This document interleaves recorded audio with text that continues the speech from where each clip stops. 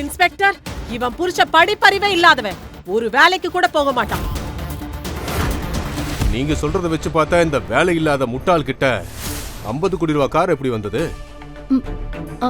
அது அவரோட ஃப்ரெண்டு கிட்ட இருந்து வாங்கிட்டு வந்தது. என்ன சொன்ன? கடனாவா?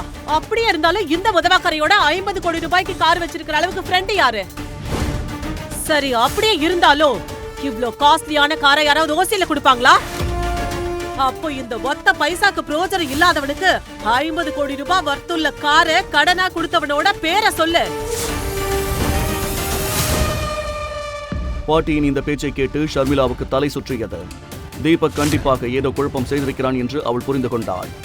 இன்று வரை ஷர்மிளா யாரிடமும் இவ்வளவு அவமானப்பட்டதில்லை. அவன் பேரு, அந்த ஃப்ரெண்டோட பேரு என்னன்னு எனக்கு தெரியாது. அப்ப சரி, உங்க ஹஸ்பண்ட கூப்பிடுங்க. போய் தேடி அவனை கூட்டிட்டு வா.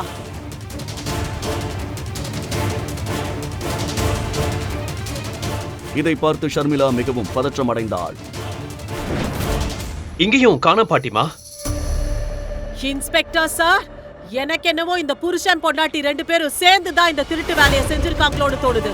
சதாசிவம் குடும்பத்தோட பேருக்கே இவ ஒரு பெரிய களங்கம். முழு வீடியோவை பாக்கெட் FM தமிழ் யூடியூப் சேனலில் கண்டு மகிழுங்கள்.